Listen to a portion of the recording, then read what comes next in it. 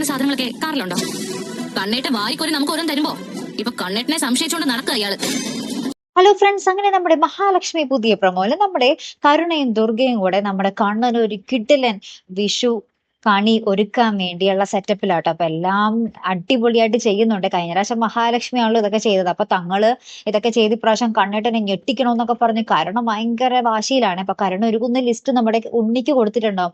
അപ്പൊ ഉണ്ണി മടങ്ങി വരുമ്പോൾ ഒരു സാധനവും മേടിക്കാതെ ആട്ടോ വരുന്നത്. അപ്പൊ കരുണ കിടന്ന് ഒച്ചപ്പാടെടുക്കുന്നുണ്ട്. കണ്ടോ അമ്മേ, ഇങ്ങനെ ഒരാളെ ഞാൻ എന്റെ ജീവിതത്തിൽ കണ്ടിട്ടില്ല. കണ്ണേട്ടൻ നമുക്ക് വാരിക്കോരി ഓരോ സമ്മാനങ്ങൾ തരുമ്പോൾ ഇയാള് കയ്യും വീശി വന്നിരിക്കുക വിഷുവായിട്ട്, നാണവും മാനവും കെട്ട ആള് എന്നൊക്കെ പറഞ്ഞ് നമ്മുടെ ഉണ്ണീനെ കുറെ ചവിട്ടി താഴ്ത്തുന്നുണ്ട് കേട്ടോ കരുണ. അപ്പൊ ദുർഗാമ്മ ഇതൊക്കെ കേട്ടൊന്നും മിണ്ടുന്നില്ല കേട്ടോ, എല്ലാം ശരി വെക്കുവാണ്.